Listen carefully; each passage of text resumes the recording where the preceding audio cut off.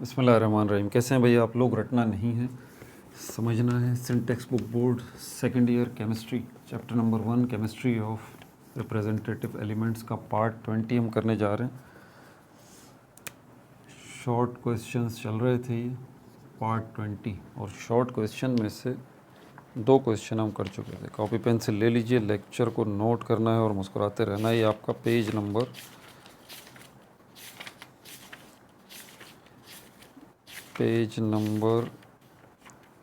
32 पे, ठीक है। ये रीजंस चल रहे थे, 1 हो चुका, 2 भी हो चुका। तीसरा जो गैलियम वाला है ये सुन लीजिए। Gallium has smaller atomic radii than aluminium despite being below the aluminium in group 3A। अब ये 3A में ज़रा आप ये देख लें, पहले ये पूरा ग्रुप मैं यहाँ पर लिख दूँ।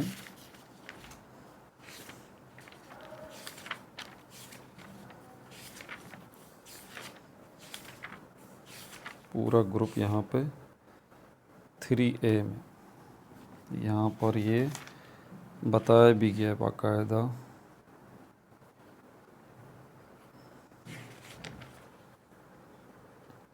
हाँ, ये आ गया ग्रुप 3A के अंदर। सबसे पहले हमारे पास कौन सा है? Boron, aluminium, gallium. बोरॉन है, एल्युमिनियम है, गैलियम है।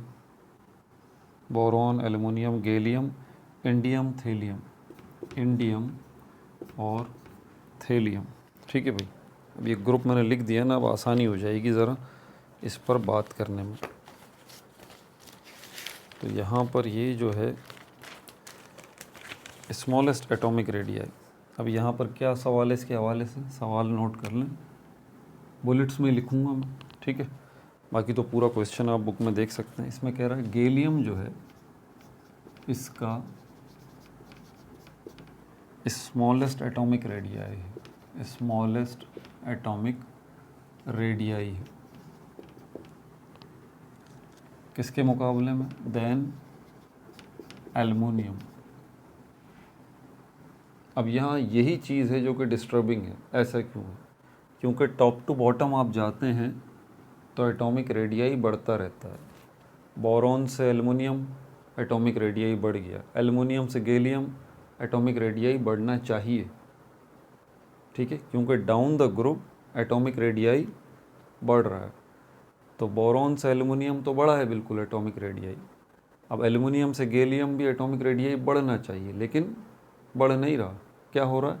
घट रहा है, कम हो रहा है। और यही उसका सवाल है कि भाई ऐसा क्यों हो रहा है। गैलियम का एटॉमिक रेडियाई है देन एल्युमिनियम, डिस्पाइट, बावजूद इसके, डिस्पाइट बावजूद इसके कि बीइंग बिलो, बीइंग बिलो बावजूद इसके कि वो नीचे है। गैलियम जो है वो एल्युमिनियम से नीचे है, बिलो एल्युमिनियम, ठीक है भाई। अब इसका आंसर जो है वो नोट कर लें कि ऐसा क्यों हो रहा है। ये एक्सेप्शनल केस है, बिकॉज इसकी वजह लिखी हुई है यहाँ पे। वैसे मैं वीडियोस में सारा ये एक्सप्लेन कर चुका हूँ, अभी तो हम सिर्फ इनका जवाब देखेंगे। Because of poor shielding effect, because of poor shielding effect, ठीक है भाई। caused by electrons of d orbitals। मैं आपको पहले बता चुका हूँ कि समझाऊंगा कुछ भी नहीं, ये सब अपने लेक्चर्स में एक्सप्लेन कर चुका। अभी तो टू द पॉइंट आपको इसका जवाब जो है वो लिखवाऊंगा, ठीक है भाई। अगला जो 4 है हमारे पास, इसमें आपसे कह रहा है कि इलेक्ट्रोनेगेटिविटी अल्कली मेटल्स की डिक्रीज़ हो रही है फ्रॉम लिथियम टू सीजियम। इसकी वजह बता दें। इलेक्ट्रोनेगेटिविटी जो है वो अल्कली मेटल्स की, अल्कली मेटल्स यानी कि 1A वाले, ग्रुप 1A वाले जो हैं, डिक्रीज़ हो रही है, डिक्रीज़ हो रही है फ्रॉम लिथियम टू सीजियम। इसका मतलब वो टॉप टू बॉटम जो है वो क्या हो रहा है, अगर ये ग्रुप 1A मैं यहाँ लेता हूँ, ग्रुप 1A, तो इसके अंदर जो है हमारे पास ग्रुप 1A में पहले हमारे पास लिथियम आ जाता है, फिर सोडियम है, फिर पोटेशियम है, ठीक है। इसी तरह टॉप टू बॉटम आप आएंगे तो लास्ट में आपको सीजियम जो है वो मिलेगा। तो top to bottom electronegativity decrease हो रही है, top to bottom electronegativity decrease हो रही है। इसी की वो वजह जानना चाहता है कि भाई ऐसा क्यों हो रहा है, क्यों इलेक्ट्रोनेगेटिविटी डिक्रीज़ हो रही है। इसका आंसर आप नोट कर लें,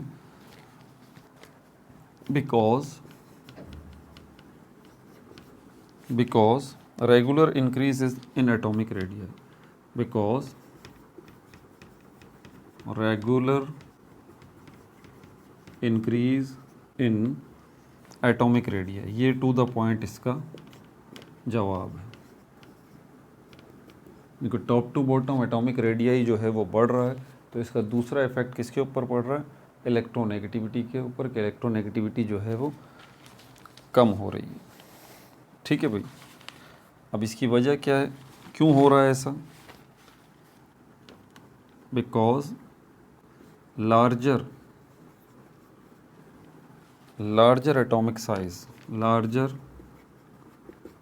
atomic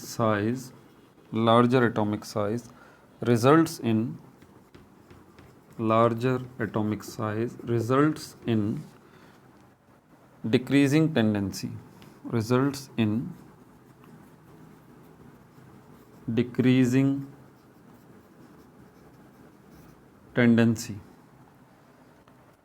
for the atom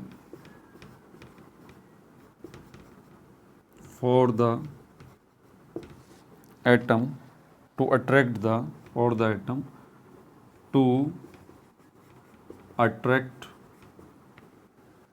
नीचे जगह ख़त्म हो गई,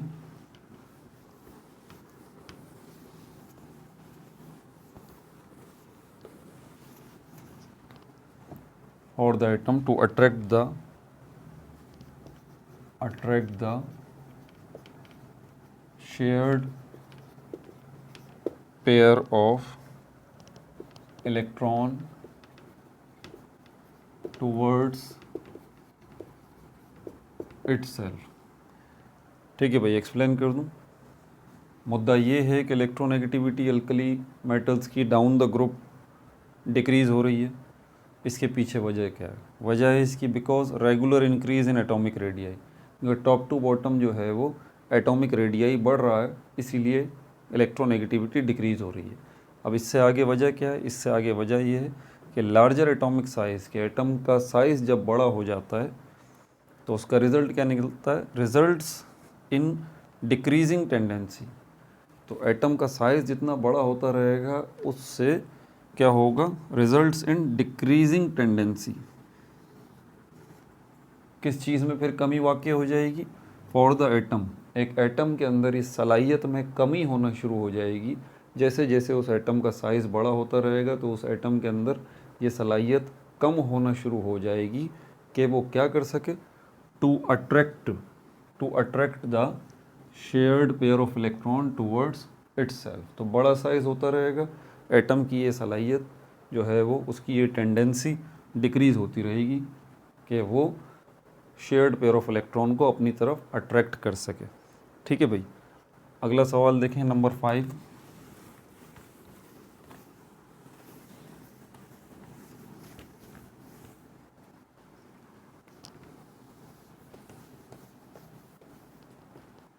नंबर 5, अल्कली मेटल्स का है, गुड कंडक्टर्स ऑफ इलेक्ट्रिसिटी। इसके पीछे वजह क्या है,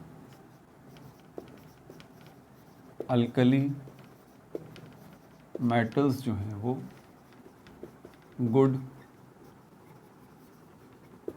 conductor of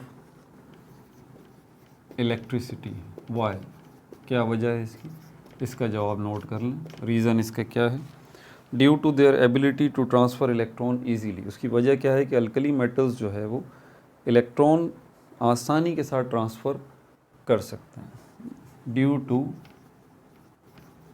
due to ability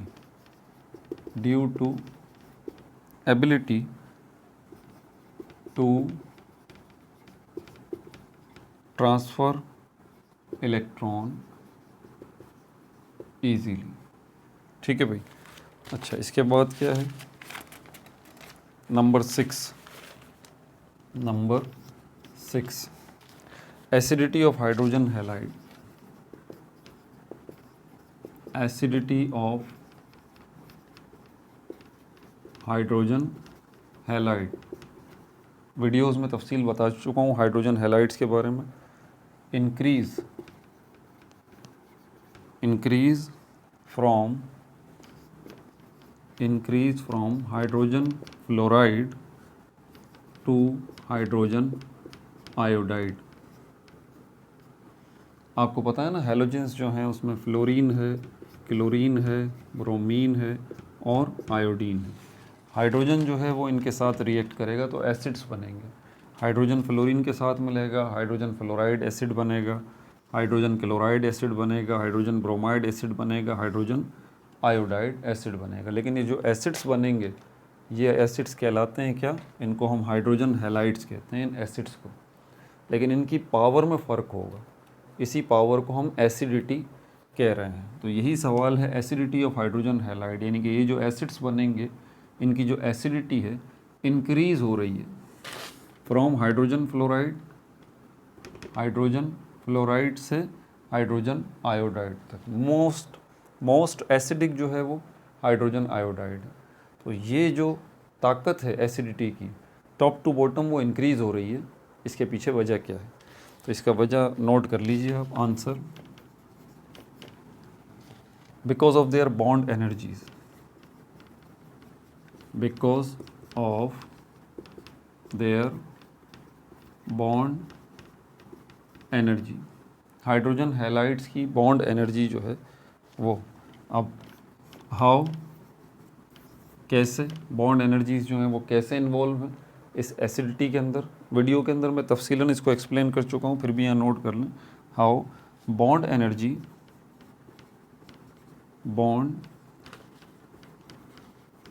energy of hydrogen iodide, bond energy of hydrogen iodide is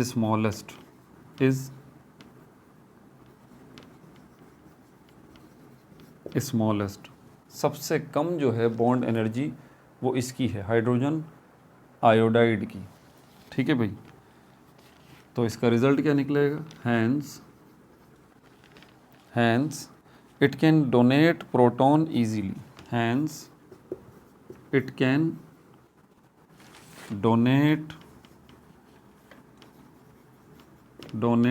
proton यानी कि हाइड्रोजन आयन ईजीली। हैंस इसीलिए, हैंस स्ट्रॉन्गेस्ट एसिड। तो ये हाइड्रोजन आयोडाइड जो है ये क्या है, स्ट्रॉन्गेस्ट एसिड है। क्यों? क्योंकि ये जो है इसकी जो है वो बॉन्ड एनर्जी क्या है, स्मॉलेस्ट है। तो साबित हुआ कि हाइड्रोजन हैलाइड्स जो हैं इसकी एसिडिटी ज़्यादा होगी, तो इसका मतलब उसकी बॉन्ड एनर्जी कम होगी। इन्वर्स रिलेशनशिप है बॉन्ड एनर्जी का एसिडिटी के साथ। जितनी थोड़ी बॉन्ड एनर्जी होगी उतनी ही ज़्यादा उसकी एसिडिटी होगी, और सबसे कम जो बॉन्ड एनर्जी है वो हाइड्रोजन आयोडाइड की है, इस एसिड की है। समझ आ रही है बात आपको? तो इसकी वजह से, इसके इस स्मॉलेस्ट बॉन्ड एनर्जी की वजह से ये क्या है, मोस्ट एसिडिक है, स्ट्रॉन्गेस्ट एसिड हाइड्रोजन आयोडाइड। और स्ट्रॉन्गेस्ट एसिड का मतलब आपको पता है ना क्या है, जो आसानी के साथ हाइड्रोजन आयंस पानी में रिलीज़ कर सकते हो, उन एसिड्स को हम कहते हैं कि ये एसिड्स बड़े स्ट्रॉन्ग हैं भाई। ठीक है, ये भी हो गया। 7 की तरफ चलें।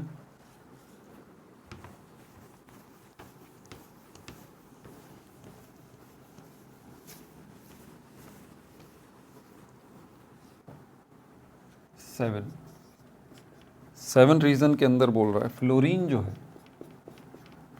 है वो स्ट्रॉन्गेस्ट रिड्यूसिंग एजेंट है, स्ट्रॉन्गेस्ट ऑक्सीडाइजिंग एजेंट,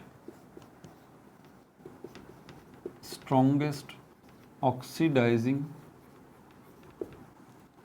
एजेंट क्यों है भाई, स्ट्रॉन्गेस्ट ऑक्सीडाइजिंग एजेंट जो है, ऑक्सीडाइजिंग एजेंट जो है फ्लोरीन क्यों है? वजह, बिकॉज 3 वजूहात हैं इसकी, नोट कर लें। Because highest electronegativity, highest electronegativity, पहली तो वजह ये है फ्लोरीन की हाईएस्ट इलेक्ट्रोनेगेटिविटी है, इसलिए ये स्ट्रॉन्गेस्ट ऑक्सीडाइजिंग एजेंट है। दूसरी वजह स्मॉलेस्ट एटॉमिक साइज़, इसका एटॉमिक साइज़ जो है वो सबसे छोटा है, दूसरी वजह ये है। और इसकी हाईएस्ट इलेक्ट्रोनेगेटिविटी और स्मॉलेस्ट एटॉमिक साइज़ की वजह से जो है फ्लोरीन क्या कर सकता है, फ्लोरीन जो है इट अलाउज़, इन दोनों खुसूसियात की वजह से it allows fluorine to accept electron and attain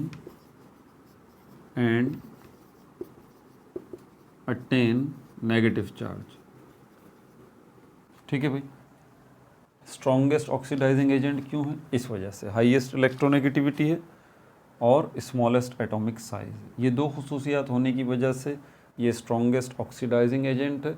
और स्ट्रॉन्गेस्ट ऑक्सीडाइजिंग एजेंट होने की वजह से ये क्या करेगा, ये जो है वो इलेक्ट्रॉन को एक्सेप्ट करेगा आसानी के साथ और नेगेटिव चार्ज जो है ये बियर करेगा। अच्छा, अब जो है इसके अंदर हमारे पास शॉर्ट क्वेश्चन आंसर के अंदर अब बाकी जितने क्वेश्चन हैं ना उन सब पे मैं तफसीली वीडियोस बना चुका हूँ, तो उनको तो मुझे यहाँ एक्सप्लेन करने की आपको ज़रूरत नहीं है। मैं आपको बता देता हूँ यहाँ पे इनके नाम। अब देखें कितना तवील चैप्टर है कि 20 पार्ट में जाके जो है ना ये चैप्टर मुकम्मल हुआ है, इतना बड़ा 32 पेजेस, 32 या 33 पेजेस पे मुश्तमिल है ये चैप्टर। ठीक है, अच्छा फिर उसके बाद देखें question number 2, what is flame test, mention the colour of flame of alkali metals, ये हम वीडियो के अंदर तफसील से बात कर चुके। 3 में क्वेश्चन नंबर 3 में कह रहा है explain the auto oxidizing and reducing properties of chlorine, इसको भी हम जो है वीडियो में डिस्कस कर चुके, वीडियो देख लीजिए आप, इसकी तफसील से मैंने इसका जवाब दिया है। Question number 4, what is meant by a diagonal relationship, diagonal relationship से क्या मतलब है, इसके ऊपर भी वीडियो में बना चुका हूँ। मेंशन 3 pairs of representative elements that show diagonal relationship, video में तफसील से बात हो चुकी। Question number 5, discuss the group trend of ionization energy in group 3A of periodic table, शुरुआती वीडियो के अंदर आयनाइजेशन एनर्जी के टॉपिक पे तफसील में बात हो चुकी। Write down 3 properties of beryllium that show it's unique behaviour in group 2 है, शुरुआती वीडियो के अंदर ये वीडियो मौजूद है, इस पर तफसीली बात हो चुकी। डिस्क्रिप्टिव क्वेश्चंस की तरफ चलें तो पहला क्वेश्चन डिस्क्रिप्टिव का ले लें, draw a flow diagram of contact process, इस पर तफसीली वीडियो बना चुका, कॉन्टैक्ट प्रोसेस के नाम से मौजूद है, आप देख सकते हैं। शुरू में ही मैंने इसका फ्लो डायग्राम पूरा का पूरा ड्रॉ करके बताया है। And describe various steps involve in the manufacturing of sulphuric acid, और सल्फ्यूरिक एसिड के कौन कौन से स्टेप्स हैं ये सब वीडियो के अंदर मैंने तफसील से बता चुका हूँ। फिर क्वेश्चन नंबर 2 है explain with the help of diagram of Castner Kellner cell, Castner Kellner cell, इसके ऊपर भी वीडियो बना चुका हूँ, डायग्राम भी उसके अंदर बना के दिखा चुका हूँ। ठीक है, how caustic soda is obtained by the electrolysis of aqueous sodium chloride, caustic soda जो है वो कैसे हासिल किया जाता है जब आप जो है इलेक्ट्रोलाइसिस करते हैं एक्वस सोडियम क्लोराइड का, पूरी वीडियो में सब तफसील से बात हो चुकी है। क्वेश्चन नंबर 3 जो डिस्क्रिप्टिव का आ रहा है, right the balance equations for the following chemical reactions, ये है वो क्वेश्चन जिसका जवाब हम यहाँ पे अभी लिखने जा रहे हैं। बैलेंस इक्वेशंस आपको लिखनी है, ये क्वेश्चन नंबर 3 है, मैं लिख देता हूँ यहाँ पर। हालांकि ये सारी इक्वेशंस जो है descriptive question number 3 balanced equations, हालांकि इक्वेशंस भी वीडियोस के अंदर में ये सारी इक्वेशंस वीडियोस में डिस्कस हो चुकी हैं, लेकिन यहाँ मैं टू द पॉइंट इनका जवाब आपको लिख देता हूँ यहाँ पे। यहाँ आपसे कह रहा है ये कि a piece of aluminium is dipped into concentrated sulphuric acid. Aluminium का एक पीस है, एल्युमिनियम का एक पीस है, अगर आप उसको गाढ़े गाढ़े कंसनट्रेटेड सल्फ्यूरिक एसिड में उसको डालते हैं तो जो केमिकल रिएक्शन होगा वो यहाँ आप लिख दीजिए, ठीक है। अ पीस ऑफ एल्युमिनियम, इसको आप डिप कर रहे हैं, डिप्ड। देखिए ये मैं सब बुलेट्स में लिखता हूँ यहाँ पे, जो ना पूरे वर्ड्स उनका यूज़ नहीं करता, और ये भी मैं आपको भी कहूँगा कि अपना वक्त बचाएं, इस बुलेट्स में लिखा करें, ठीक है। कंसनट्रेटेड H2SO4 सल्फ्यूरिक एसिड, तो इसका जवाब नोट कर लें। इस पे जो इक्वेशन बनेगी 2 मोल एल्युमिनियम के आएंगे, ठीक है, और 6 मोल सल्फ्यूरिक एसिड के होंगे H2SO4। सल्फ्यूरिक एसिड जो है वो कंसनट्रेटेड होना चाहिए, गाढ़ा होना चाहिए, इससे एल्युमिनियम सल्फेट बनेगा, एल्युमिनियम सल्फेट बनेगा। 3 मोल जो है वो सल्फर डाइऑक्साइड के बनेंगे, और 6 मोल जो है वो वाटर के बनेंगे। अगला सवाल इसके अंदर है, ferric chloride is mixed with, number 2, ferric chloride is mixed with an aqueous solution of caustic soda. Ferric chloride को अगर आप मिक्स करते हैं aqueous solution of caustic soda, ठीक है, ferric chloride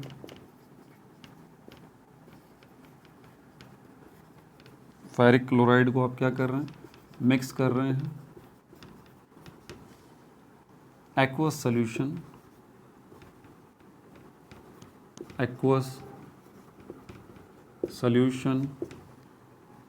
of caustic soda, यानी कि सोडियम हाइड्रोक्साइड। तो इसकी इक्वेशन लिख लीजिए। 3 मोल हैं सोडियम हाइड्रोक्साइड के, ये आप लेंगे, फेरिक क्लोराइड का 1 मोल आप लेंगे, इनको रिएक्ट कराएंगे तो इससे फेरिक हाइड्रोक्साइड जो है वो बनेगा, फेरिक हाइड्रोक्साइड, और 3 मोल जो है वो सोडियम क्लोराइड के बनेंगे, ठीक है भाई। तो सवाल नंबर 3 जो है फिर इसके अंदर, सोडियम क्या है, sodium Burns in excess of air. Sodium को अगर आप बर्न करते हैं इन एक्सेस ऑफ एयर तो क्या होगा, इक्वेशन दे दें, sodium burns excess of air. Equation लिख लें आप, 2 मोल आपको सोडियम के चाहिए और ऑक्सीजन का 1 मोल चाहिए, एक्सेस, तो यहाँ पर Na2O2, ये क्या है, ये सोडियम पर ऑक्साइड है, सोडियम पर ऑक्साइड जो है वो बनेगा, ठीक है भाई। इक्वेशन मिल गई इसकी भी। अच्छा, अब सवाल नंबर 3 की तरफ चलते हैं। इसमें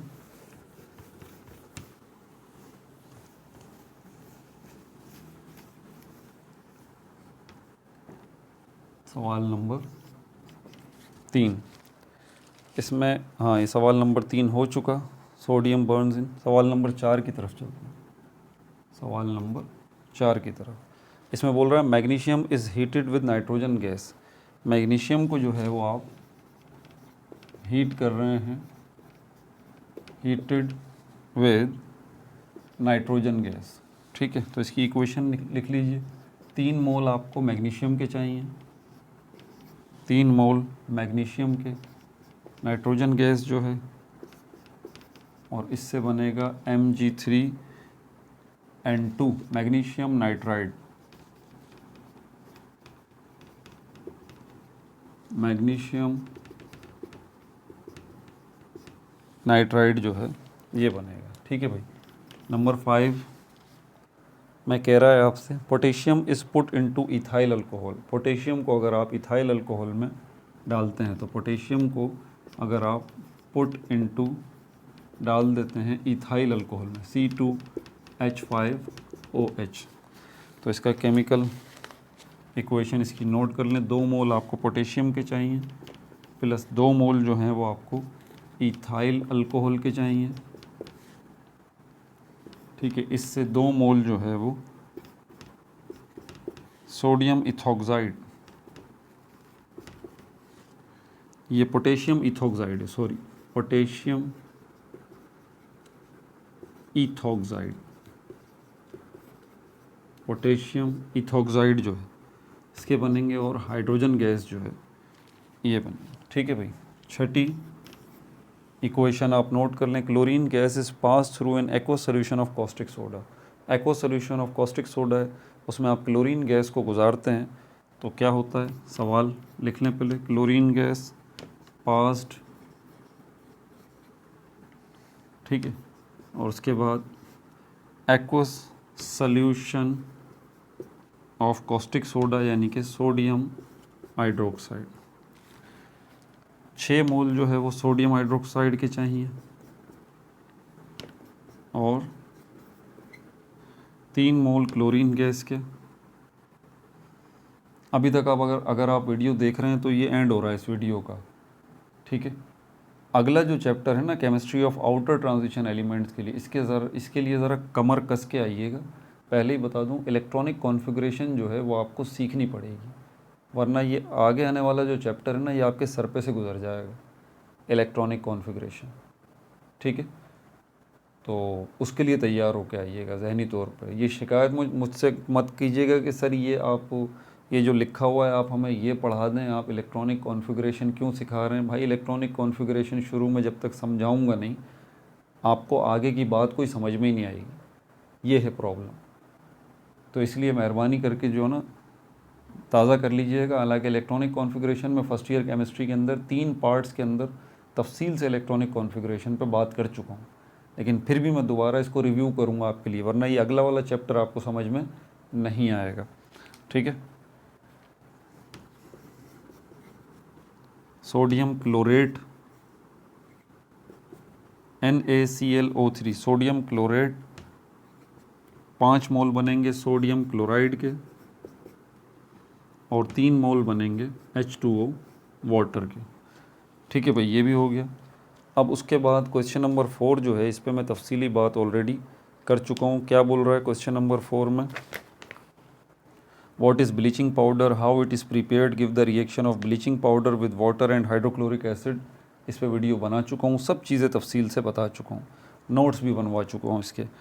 question number 5, discuss the group trend of atomic radii, ionization energy and electronegativity of alkali metals. ये तो मैं शुरुआती वीडियोस के अंदर, जब ये चैप्टर इसका पार्ट 1 2 3 के अंदर यही सब कुछ मैंने सिखाया, तो इसके ऊपर भी वीडियोस में तफसीली बात हो चुकी है। ठीक है भाई, अगली वीडियो में मिलते हैं हम नए चैप्टर के साथ। अपना बहुत ज़्यादा ख्याल रखिएगा। No like no subscribe, only share.